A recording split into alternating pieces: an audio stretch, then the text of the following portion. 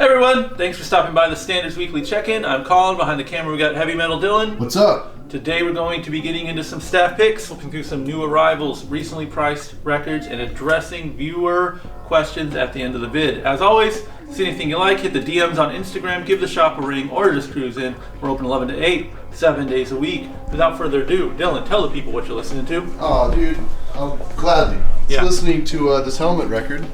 Great hard rock. Yeah. Would you call it not metal? It's alternative metal. Alternative metal? Yeah. Okay, fair enough. Great alternative metal record.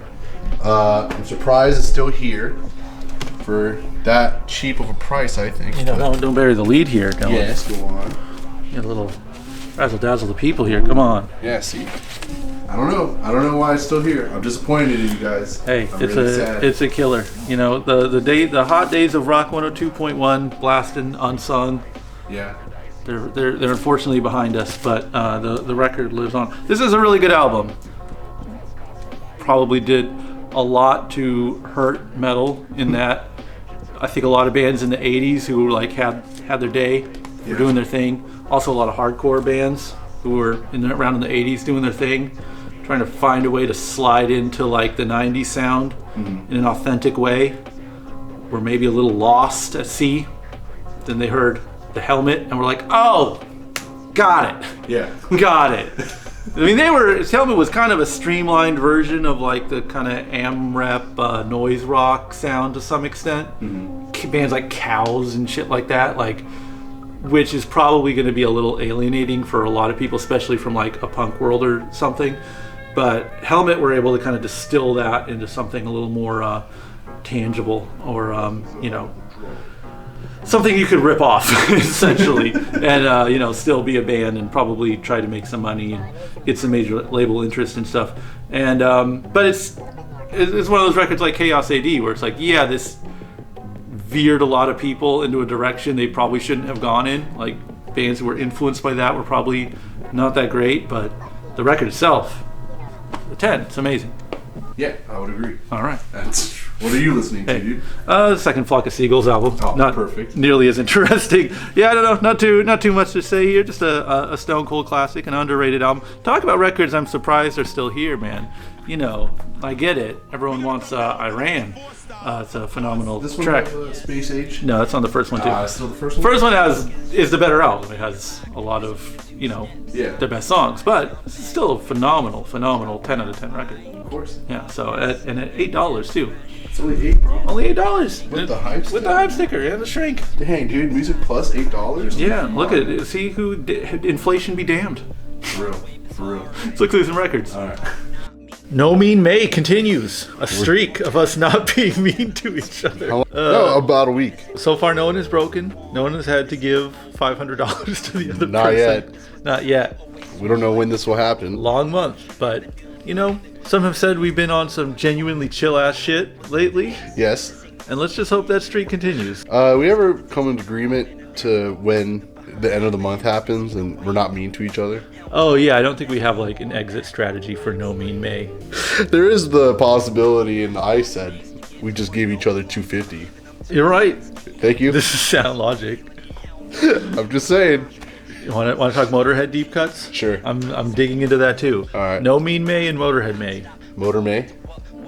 Materhead? I got through their 80s stuff. I've done my 2023 year listening. Yes. My picks. Not deep cuts. Just, what the songs that are speaking to me this time around. Yes. Excluding really obvious ones. you Yeah. know. The original Leaving Here by Eddie Holland, not the Motorhead version. That's the twist. The on parole version of Motorhead. Yeah. Self-titled version of Vibrator. Off of Overkill. Stay Clean. I Won't Pay Your Price. Tear You Down.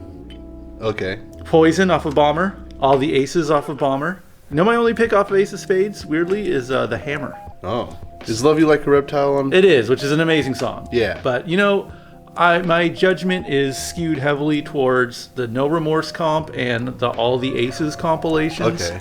If a song is on that, I'm kind of like overly familiar, let's say. A couple of picks off of Iron Fist, Heart of Stone, Shut It Down, Speed Freak, Remember Me, I'm Gone. I don't know why I took so many from there, but... Hey, nothing wrong with it. Off of Another Perfect Day, Die You Bastard, Yeah. Shine, That's one of the best. One of the best. Yeah. Off of No Remorse, which does count because there's 4 original songs on it. Emergency and Snaggletooth. Ferocious track. And Locomotive on there. Those 4 songs that they brought, I think they did Killed by Death on there too. Insane. Yeah. Killed by Death is on No Remorse. Orgasmatron. Officially my second favorite Motorhead album. Dang. And obviously the first one's Overkill. Nothing Up My Sleeve. Amazing. Ain't My Crime. Amazing. Riding with the Driver. Insane. Yeah. And off of Rock and Roll, Traitor and All For You. Blackheart is pretty great too. It's all for you. That's Amazing all for you? song. Yeah, okay. Yeah, no. Next week I should have the 90s cleared out. I'll have a new set of tracks. Viewer questions. This is the part of the video where we answer the questions left on last week's video. This time around, Greg Hicks is inquiring about groups who change with the times. He brings up Kiss as the ultimate example because, you know, they go through the hard rock phase, technically the disco phase, and into your, 80s glam. yeah, and then even Carnival of Souls. You have the grunge stuff. Yeah, the grunge. Yeah. Ooh, sadness. Yeah. I feel like, new metal was the nail in the coffin with them, I think. They were just like, you know what? We're rock and roll all night, party every day. We're going back. Yeah, we're going back. We're going back. We're not... Makeup. We're back. What's this band Korn singing about? Yeah. No. We're coming to your town and we're going to rock you. That's what we're going to do. That's what we do. That's who we are. Catman, get in here. We're doing this. Space Ace, come back. Yeah, we're not getting turntables. But ironically, that was the era where, the face paint and the theatrics kind of came back. So Yeah. should have added some turntables. I think we'd all agree we'd like a turntablist Kiss. laid in Kiss rap rock record. Ooh, I would love. You have no idea. I know. If they can make a new character. Yeah, I'll tell you who had the least change in their career. Halloween. Oh, true. Remember when we watched that hour and a half video on YouTube that was just like a About breakdown of the Halloween discography? And that shit is, no joke, really cool because, as we're gonna, get into here, these bands, these metal bands especially, it's like, oh, this is in, we're changing our style, changing it up. The 90s hit, everyone got messed up. Except for Halloween, goddammit. They stayed in the same music, same key, everything. I mean, it is insane watching. Expanded their lore. Yeah. The keys grow more beyond 7. Yeah. Yeah, it's amazing. It's like, in 1992, Halloween released this record, and they're just all rocking in the rocking stuff we do. Like, they're still all haired out, still, power metal. Yes. And, you're thinking about, okay, 9 Inch Nails is on the radio now. Nirvana is on top of the pops, and it's 1994, same record, unchanged by time. Don't they get different singers too? I think so, yeah. And then they just get the same person. They get a person that sounds the same. Basically indistinguishable. Yes. So reverse of this will be Halloween. Yeah. I like to think of Blue Oyster Cult. They didn't quite get grungy, but just to flip it up here. I think they had their their weirdo space rock phase into the AOR stuff in the late 70s, and definitely got more hard rock in the 80s. I definitely lose track of them in the 90s. I don't know if they go full on flannel. Genesis is another one. I guess they were always ahead of or outside being weirdos in their time, but they were always the weirdos of whatever that era were to some extent. Listen to Trespass and listen to Invisible Touch, you'll get whiplash. Anyways, what do you got, Dylan? The first ones that come to mind is Anthrax and Metallica. It's always what's on your mind. It's always on my mind, Anthrax. It's always on my mind. Well, in the 90s, in the 80s, they're thrash gods, obviously. Then in the 90s happened, specifically with Anthrax, you get a singer to do grungy vocals, and that's kind of sad. In terms of my fandom in my ears. And then Metallica just goes full hard rock. And they're right there with them. Yeah, and then Anthrax is trying to follow Metallica, but just failing, sadly. Yeah. They lost their star. I know. Don't forget the first album where they're more street metal. Street metal. Yeah, that's true. But they were just figuring it out. Either way, we're going with the times. It's true. Charlie Safai is asking if we get split albums in, where do you file them? Very utilitarian question. I respect it. In the shop, it goes under whoever I think is going to sell more records. Yes. And in the personal, it's whichever band I like the most. Incredibly subjective. Either way. Yeah. No, that's about the same. I'll trigger some old school punkers right now. The Void Faith split goes under F. And Muscle Lure asking for the jazz artists that sell the fastest, quick selling, best selling kind of jazz records. I'd say, I have slowly earned more respect for Vista's jazz constituency.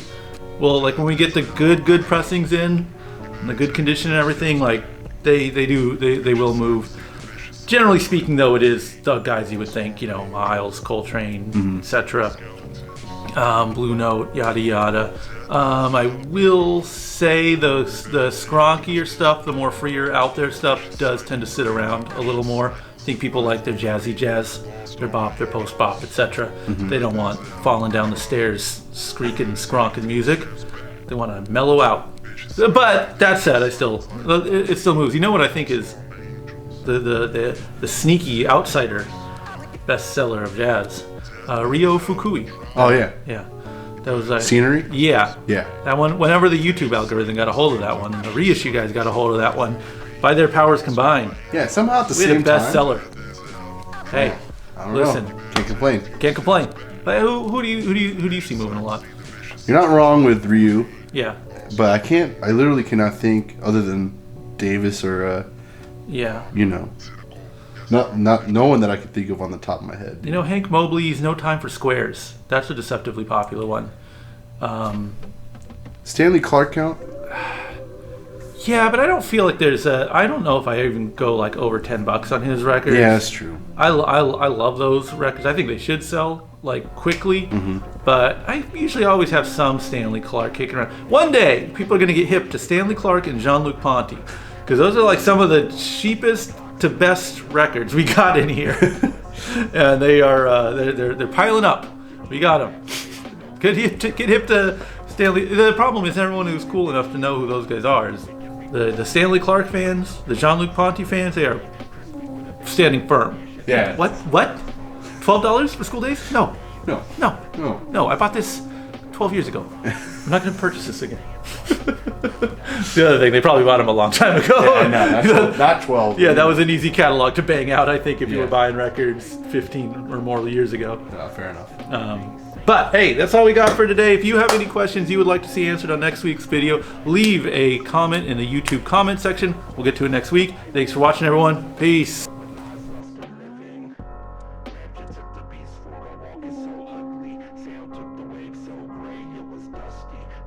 Catman, get in here.